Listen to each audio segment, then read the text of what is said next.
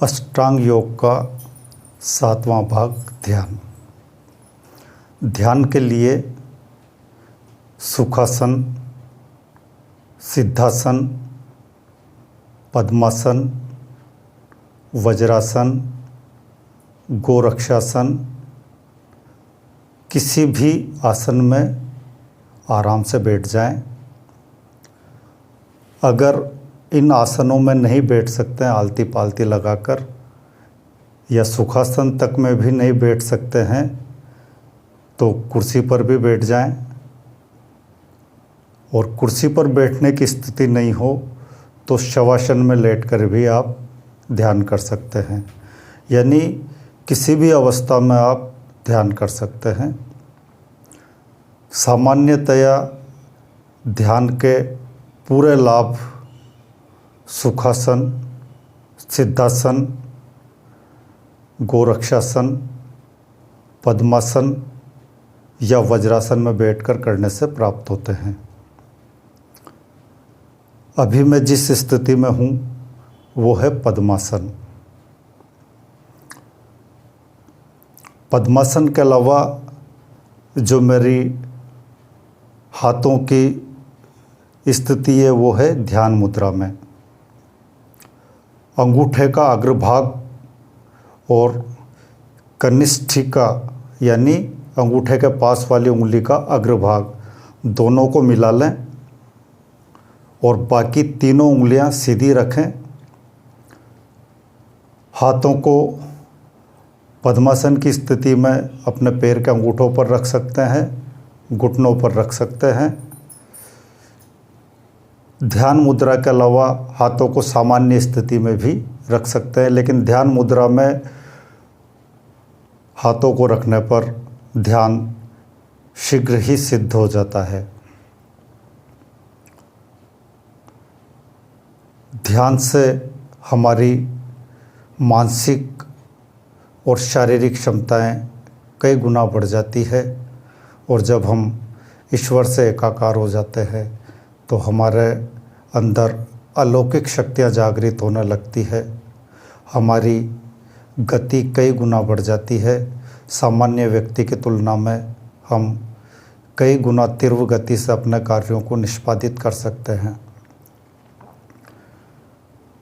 हम सांसारिक दुखों, चिंताओं, समस्याओं और उलझनों के रहते हुए भी विचलित नहीं होते हैं और अपने कार्यों का, अपने दायित्वों का पूर्ण निष्ठा के साथ निर्वहन करते चले जाते हैं। ध्यान के लिए किसी भी स्थिति में सुखपूर्वक बैठ जाएं, आँखों को बंद कर लें, रीढ़ की हड्डी सीधी लेकिन पूर्ण रूप से तनाव मुक्त, रीढ़ की हड्डी को पूरी तरह ढीला छोड़ दें।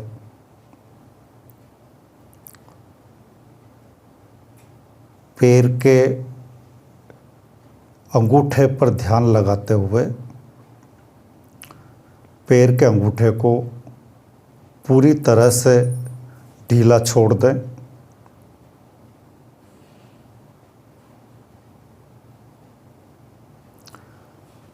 पैर की पगथलियों पर ध्यान लगाते हुए उन्हें पूरी तरह से ढीला छोड़ दें।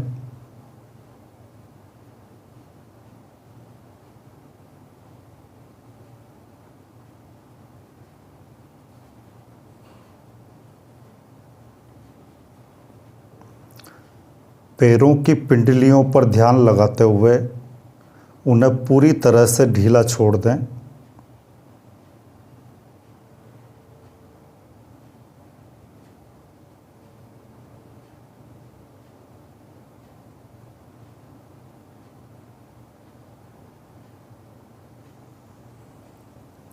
रीढ़ की हड्डी के निचले वाले भाग पर ध्यान लगाते हुए उसे पूरी तरह से ढीला छोड़ दें।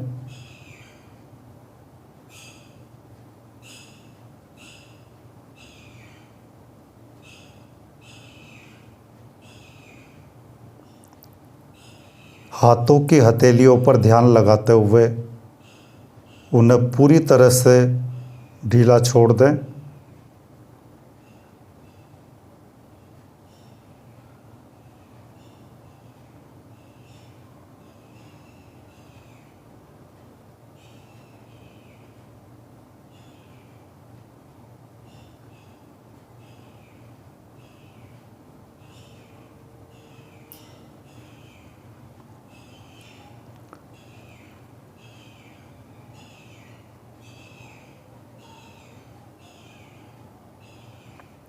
कंधों पर ध्यान लगाते हुए कंधों को पूरी तरह से ढीला छोड़ दें।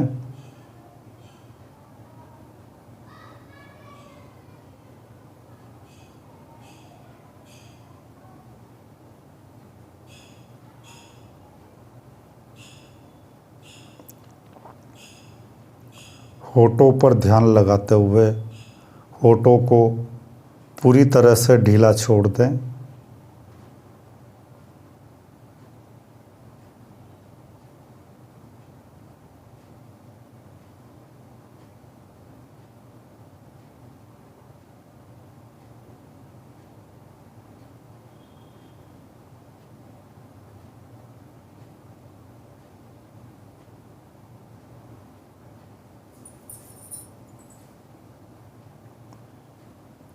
पलकों पर ध्यान लगाते हुए पलकों को पूरी तरह से ढीला छोड़ दें।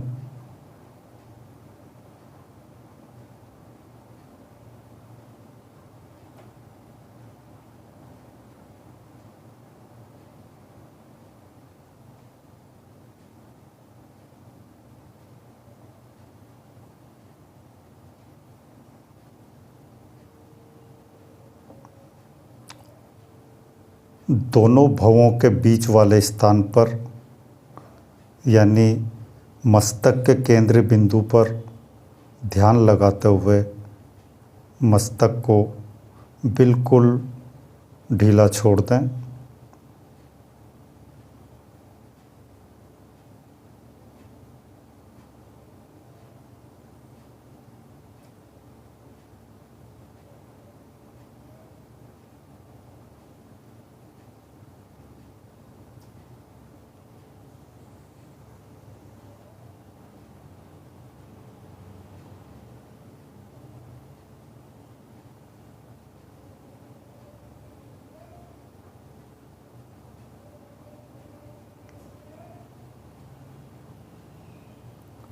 अब आप पूरी तरह से तनाव मुक्त हो गए हैं।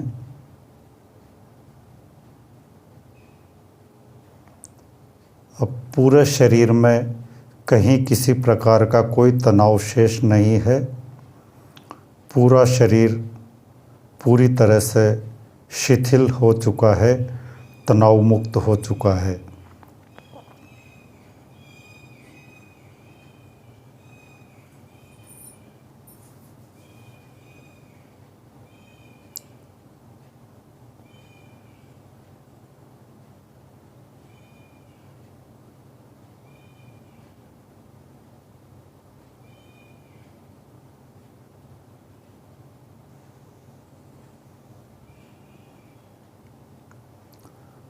अब मस्तिष्क पूरी तरह से विचार शून्य हो गया है। मस्तिष्क में उठ रहे सभी विचार पूरी तरह से शांत हो गए हैं।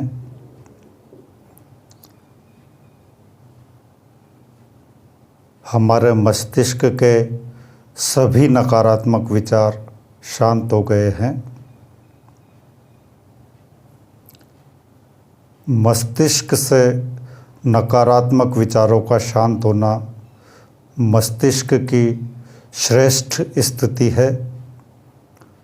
और जब मस्तिष्क से नकारात्मक और सकारात्मक सभी तरह के विचार शांत हो जाएं, हट जाएं, मस्तिष्क बिल्कुल शांत हो जाए तो वो सर्वश्रेष्ठ स्थिति है। अब हमारा मस्तिष्क पूरी तरह से शांत हो गया है। सभी विचार पूरी तरह से शांत हो गए हैं।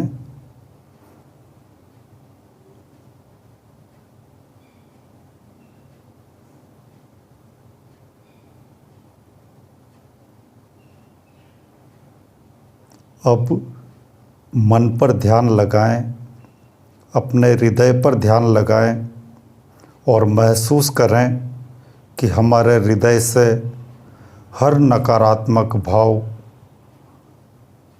हट गया है, शांत हो गया है।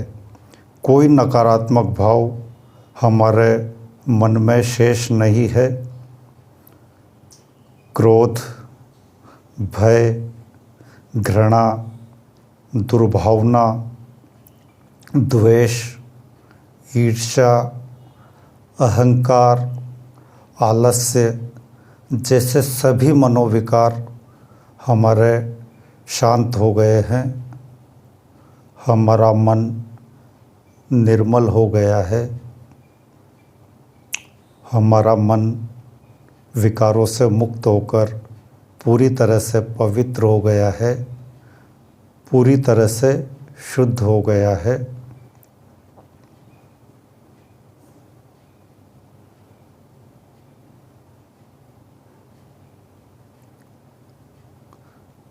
सांसें सामान्य गति से चल रही है। सांसों को महसूस करें, सांसों की गति को सामान्य तरीके से चलने दें, सहज रूप में सांसों को चलने दें।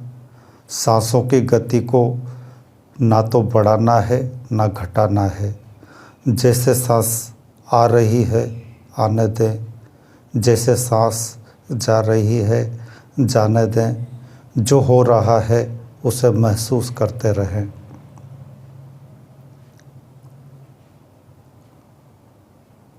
अब आप पूरी तरह से शांत हो रहे हैं, पूरी तरह से आप आनंद की अवस्था में पहुंच रहे हैं। ये परम शांति, ये परम आनंद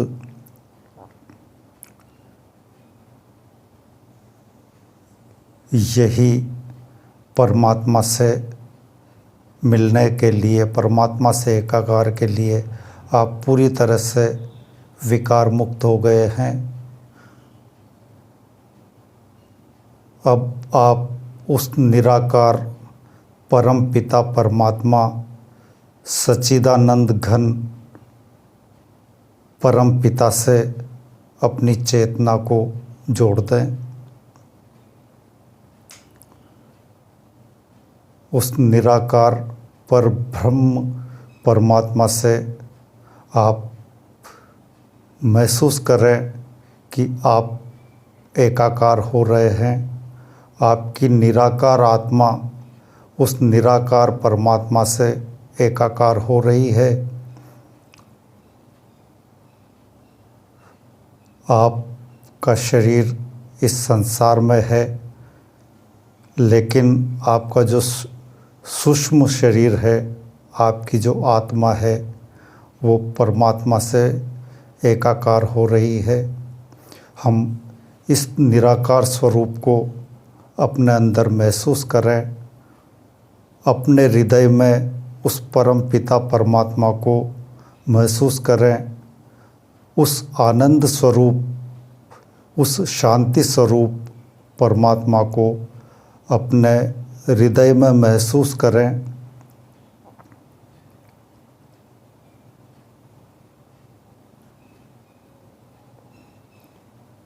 इस परम शांति और इस परम आनंद की अवस्था में जितना देर हो सके, जितनी देर तक आप रह सकते हैं, उतनी देर तक रहें और इस परम शांति को, इस परम आनंद को जीवन के हर पल में महसूस करें।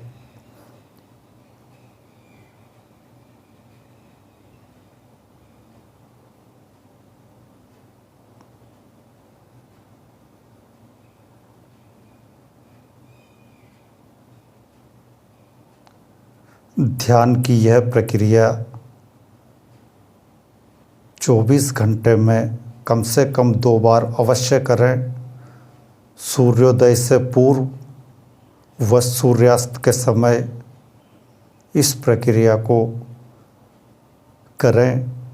इस अवस्था में हमारा ध्यान शीघ्र ही सिद्ध हो जाएगा और जब हम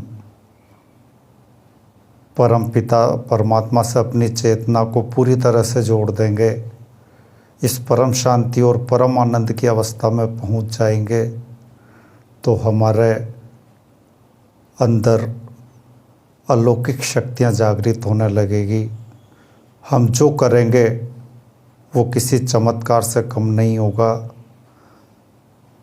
हमारी मानसिक और शारीरिक क्षमताएं कई गुना बढ़ जाएंगी, हमारी गति कई गुना बढ़ जाएगी, हमारे कार्य करने की गति सामान्य व्यक्तियों की तुलना में कई गुना अधिक हो जाएगी।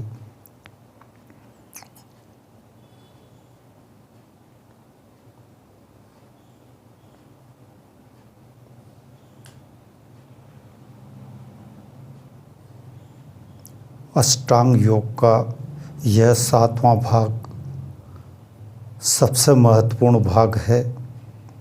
वास्तव में अपनी चेतना को परमात्मा के साथ जोड़ देना ही योग है।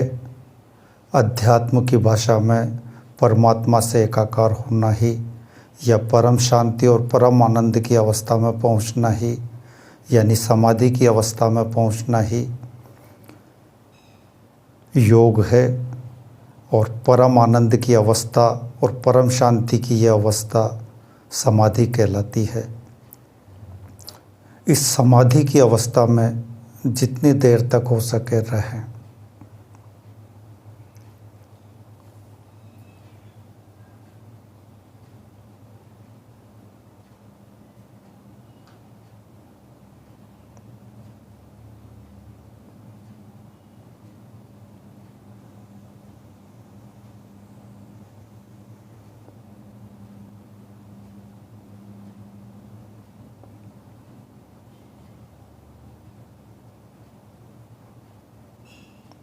इसके बाद जब हम सांसारिक कार्यों को करते हैं तो कर्म फल का त्याग कर कर्म बंधन से मुक्त होकर कर्मों को करें। हम निश्चित रूप से मोक्ष को प्राप्त हो जाएंगे और संसार के इस माया जाल से मुक्त हो जाएंगे। अपने कर्मों को कर्मफल का त्याग करने के बाद हम अपने सांसारिक दायित्वों को अधिक निष्ठा के साथ, अधिक सफलता के साथ पूर्ण कर सकेंगे और उन कार्यों में भी पूर्ण शांति और पूर्ण आनंद को अनुभव कर सकेंगे। यही कर्म योग है। भगवान ने गीता में अर्जुन को निष्काम कर्म योग का संदेश दिया था, यानी कर्म फल का त्याग करके कर्म करना ही कर्म योग है।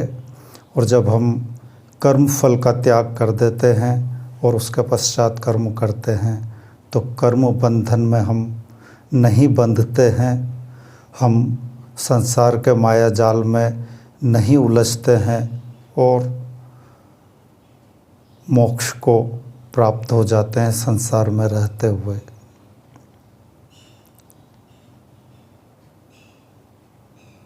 यही सहज योग भी है। ध्यान में बिल्कुल सहज तरीके से शरीर को तनाव मुक्त करते हुए परम शांति और परम आनंद की अवस्था तक पहुंचा जाता है।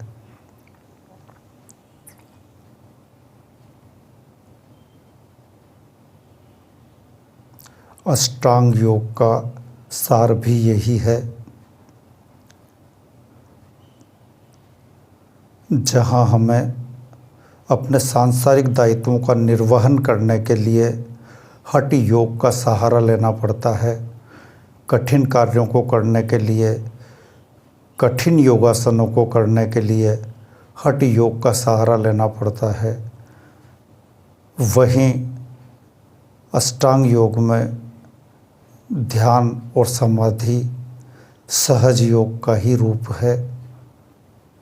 और सहज योग के बाद हम कठिन कार्यों को और योगासनों को भी बिल्कुल सहजता, सरलता के साथ, शांति के साथ और आनंद के साथ संपन्न करने लगते हैं। उनमें भी हम किसी प्रकार का तनाव महसूस नहीं करते हैं।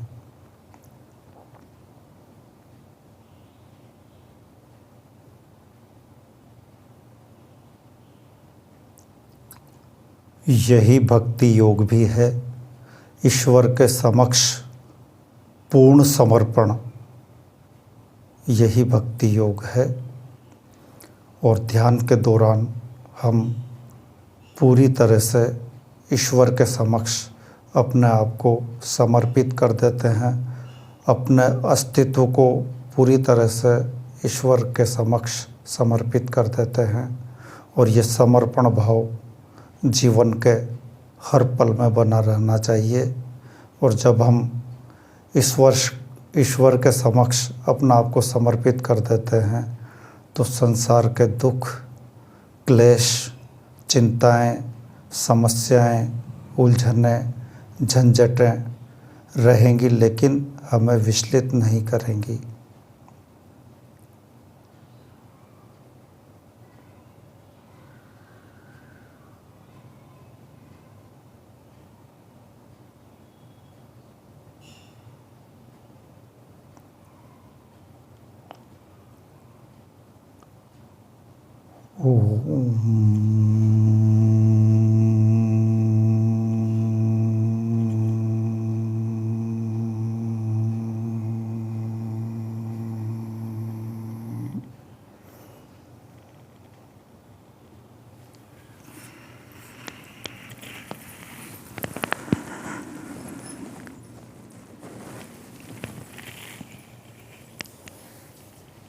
धन्यवाद।